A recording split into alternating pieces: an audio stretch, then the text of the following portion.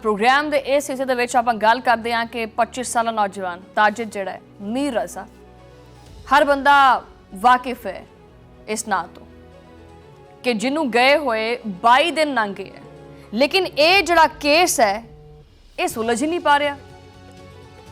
एक केस जिहड़ा है ना वो इस कदर उलझ चुका होया है कि बहुत सारे सवाल खड़े करता पिया पुलिस की तफ्तीश के उत्ते। आखिर उस दिन की होया? 29 जुलाई ਨੂੰ गुलिस्ताने जौहर ਦੇ ਵਿੱਚ उस लड़के ਨੂੰ गोली लगी। लाश जिहड़ी है ना वो मिली नहीं हजे, उस तो पहले ही कहानी घड़ना शुरू करती कि आखिर जी खुदकुशी का इम्कान है। फिर पोस्टमार्टम रिपोर्ट आ गई। पोस्टमार्टम रिपोर्ट दे विच भी एक नहीं दो नहीं खामियां ही खामियां बस। फिर की कबर कुशाई, फिर आई दूसरी मैडिकल रिपोर्ट, कतल की दिफात दे विच इजाफे हुए, नई तहकीकाती कमेटी बैठी, फॉरेंसिक शवाहिद आए, बहुत कुछ होया। डॉक्टर्स ने जी तफ्तीश है ना उन्हें भी आख्या कि भी ये पहली पोस्टमार्टम रिपोर्ट ठीक नहीं सी। मकतूल के अहले खाना तफ्तीश के उत्ते कहते भी सानू असी मंजूर नहीं करते इस चीज़ को।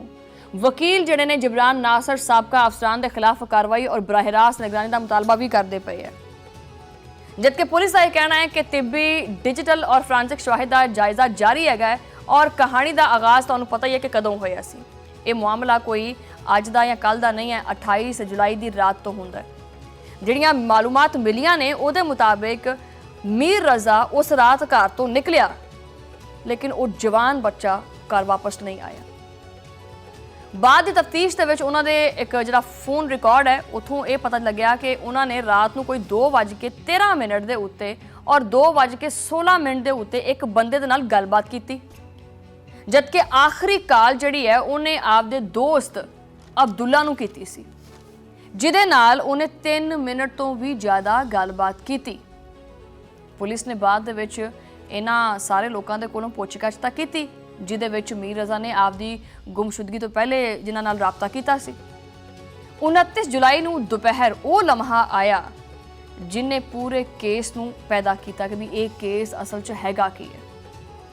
गुलिस्ताने जौहर के इलाके दे विच मीर रज़ा नूं गोली लगती है। पूरी इफ्तिताई जी रिपोर्ट है वो सामने आती है। पुलिस कहती है कि जी खुदकुशी हुई है, घर वाले कहते हैं कि नहीं तफ्तीश होनी चाहिए है। उस लड़के दे नाल आखिर हुंदा की रहा, की चलता रहा, ये मामला नहीं सुलझदा पिया।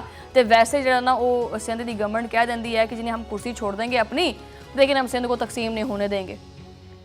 क्राइम सीन तो तुसीं देख लो भी की क्राइम सीन चलता पिया, उहदे विच पुलिस की तफ्तीश की कहती पई है, जाए वकूआ के उत्ते की मिलता पिया।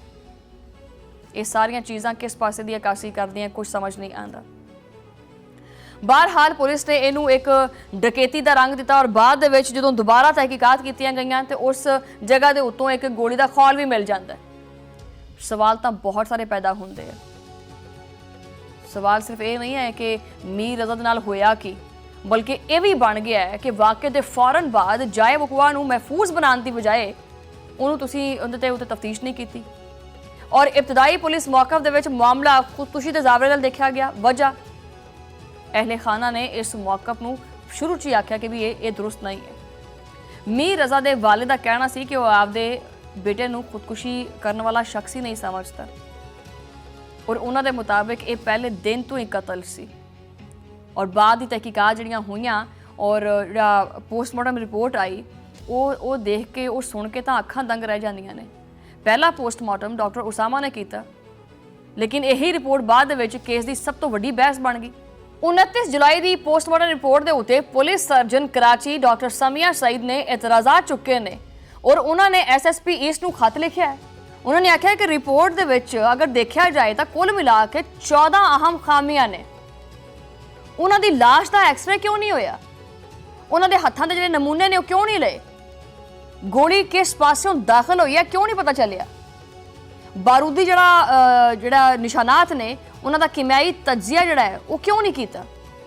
सिर और गर्दन का मुकम्मल अंदरूनी मुआयना वो क्यों नहीं किया? जख्मां की दुरुस्त जिहड़ी एक फॉरेंसिक पैमाइश होंदी है वो क्यों नहीं शामिल हैगी इहदे विच? एतराज़ात की फहरिस्त सिर्फ इत्थे खत्म नहीं होंदी।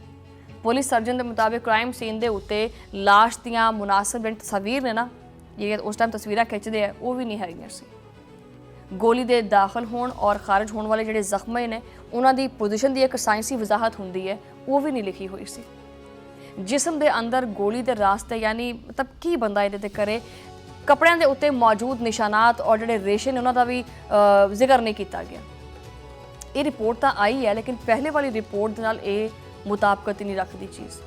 ਬਹਰਹਾਲ ਜਦੋਂ ਇਹ ਪੋਸਟਮਾਰਟਮ ਰਿਪੋਰਟ ਜਿਹੜੀ ਹੈ ਉਹ ਨਾ ਸਹੀ ਹੋਈ ਤਾਂ ਦੂਜੀ ਪੋਸਟਮਾਰਟਮ ਰਿਪੋर्ट ਜਿਹੜੀ ਨਾ ਉਹਦੇ ਵਾਸਤੇ ਕੀਤੀ ਗਈ ਕਬਰ-ਕੁਸ਼ਾਈ। ਮਹਿਕਮਾ ਸਿਹਤ ਸਿੰਧ ਨੇ ਇੱਕ ਨਵਾਂ ਮੈਡੀਕਲ ਬੋਰਡ ਤਸ਼ਕੀਲ ਦਿੱਤਾ ਔਰ ਮੀਰ ਰਜ਼ਾ ਦੀ ਕਬਰ-ਕੁਸ਼ਾਈ ਕੀਤੀ ਗਈ। ਕਬਰ-ਕੁਸ਼ਾਈ ਦੇ ਦੌਰਾਨ ਮਜਮੂਈ ਤੌਰ ਦੇ ਉੱਤੇ 17 ਨਮੂਨੇ ਹਾਸਲ ਕੀਤੇ ਗਏ ਜਿਨ੍ਹਾਂ ਦੇ ਵਿੱਚ DNA ਸੀ, ਕੀਮਿਆਈ ਤਜਜ਼ੀਏ ਸੀ, ਮੁxtਲਿਫ ਸੈਂਪਲ ਸੀ। बाद च नमूने सारे लैबोरेटरी भेजे ताकि पता चले कि हालात वाक़यात की सी, मौत की वजह की सी।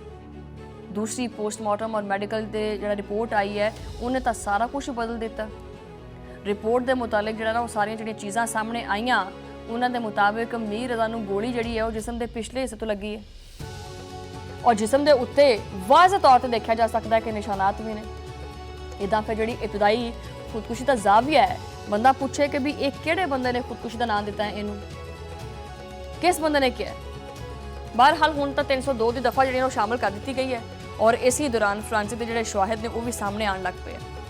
किमियाई तजज़िये की रिपोर्ट के मुताबिक कबर कुशाई के दौरान हासिल किए गए नमूनिया के मीर रज़ा के हथ, सीने और कमर के उत्ते भी गन शॉट्स ने। दीगर रिपोर्टों के मुताबिक कपड़े और खून के नमूनिया के हवाले नाल भी बहुत कुछ सामने आया है। अगर ये कबर कुशाई ना होंदी तो ये चीज़ां सामने ना आती। IG सिंध ने पुरानी टीम तहलील कर दी है, यानी IG ने पहले सुता प्यार सी, उन्होंने पता ही नहीं सी भी उनके इलाके च की हुंदा पे।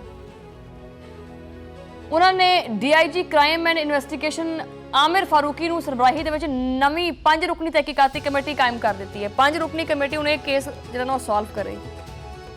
कमेटी नूं जिस्मानी, तकनीकी, वाकयाती और फ्रांसिक शवाहिद का क्या कि भी शुरू तो जायजा लो और नवे शवाहिद इकट्ठे करो विचों।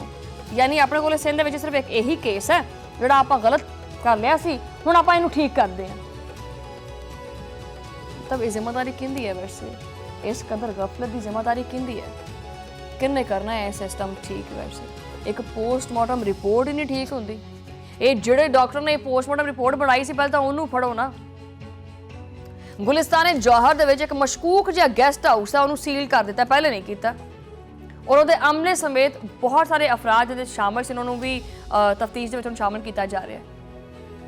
बहरहाल 19 अफराद ने जिन्हां दे कोलों पुछगिछ की जा रही है, जबकि जिहड़ा 13 अगस्त को मीर रज़ा का बिजनेस पार्टनर मुहम्मद अहमद है ना, उसकी जमानत कबल गिरफ्तारी भी मंजूर हुई है। ये सारी जी पेशरफ्त है वो इस चीज़ की निशानदेही करती है कि पुलिस ने तफ्तीश का दायरा सिर्फ जाए वकूआ तक महदूद नहीं रखा बल्कि माली मामलात, राबते और कारोबारी रवाबित भी शामिल किए हैं। दूजे पास अदालत भी पुलिस ने तफ्तीश की और पेशरफ्त और मैडिकल रिपोर्ट तलब की गई है। एक समात के तफ्तीशी अफसर रिपोर्ट पेश ना कर सकिया जिसके करके अदालत ने आइंदा समात के उत्ते पेशरफ्त और मैडिकल रिपोर्ट पेश करने का हुक्म भी दिता है और एक होर अदालती पेशरफ्त दे नवीं तफ्तीशी टीम नूं तहकीकात मुकम्मल करने वास्ते 24 अगस्त तक मोहलत दी है। 17 और 18 अगस्त नूं केस दे विच एक अहम सियासी रुख आया सी। जो ये सारे मामलात होए ने, नवीं चीज़ां सामने आईयां ने, तहकीकात हुई है तो फिर एक केस मजीद आगे निकले। हजे भी इस केस का सुलझना बाकी है, इस केस दे विच की हुंदा है। लेकिन एक चीज़ मीर रज़ा के केस तो वाज़े हुंदी है कि मीर रज़ा का केस इंतहाई गफलत नाल देखा गया। इहदे विच गफलत की गई है पुलिस के वलों भी, इहदे विच गफलत की गई है डॉक्टर्स के वलों भी और ये केस सोशल मीडिया के उत्ते आ गया और वायरल हो गया तां करके इस केस के उत्ते जिन्हां नूं दोबारा नज़रसानी हुंदी पई है। लेकिन इदां दे किन्ने केसिस होणगे जिहड़े कदी रिपोर्ट नहीं हुंदे, जिन्हां दे उत्ते कदी गलबात नहीं हुंदी, जिन्हां दी कबर कुशाई नहीं हुंदी, जिन्हां दे माँ प्यो नूं कदी इंसाफ नहीं मिलता। पता नहीं किन्ने लखते जिगर ने जिहड़े बिना इंसाफ तो ही जिहड़ा ना वो मिट्टी दे विच जाके दफन हो गए। लेकिन इहदा जवाब मंगांगे तो वो नहीं हैगा। बाकी असीं मीटिंगां कर लईए, पार्लीमानी अमल नूं तेज़ कर लईए, सिंध नूं तकसीम नहीं होण देना, सिंध वाल मूँह भी नहीं करना, फिर कहते हैं कि जनाब क्यों पूछते हैं आप हमसे इतना कुछ, ना पूछा करें। क्यों पूछते हैं? वैसे साढ़े नुमाइंदे आवाम की खिदमत वास्ते इकट्ठे होंगे कि असीं आवाम की खिदमत करनी।